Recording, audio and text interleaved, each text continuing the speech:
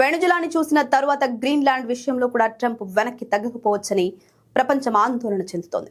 ఒకవేళ ట్రంప్ తన మొండి వైఖరిని కొనసాగిస్తే ఇది నాటో కూటమిలో చీలికకు, యూరప్ దేశాలతో అమెరికా సంబంధాలు దెబ్బతినడానికి దారి తీసే అవకాశం ఉంది. గ్రీన్లాండ్ ను స్వాధీనం చేసుకోవాలని భావిస్తున్నట్లు అమెరికా అధ్యక్షుడు డొనాల్డ్ ట్రంప్ ప్రకటించిన విషయం తెలిసిందే. దీనిపై డెన్మార్క్ ప్రధాని ఘాటుగా స్పందిస్తూ అలాంటి ఆలోచనలు మానుకోవాలని, గ్రీన్లాండ్ అమ్మకానికి లేదని ఉద్ఘాటించారు. అమెరికాకు గ్రీన్లాండ్ అత్యంత కీలకం కావడానికి ప్రధాన కారణం భౌగోళిక వ్యూహం.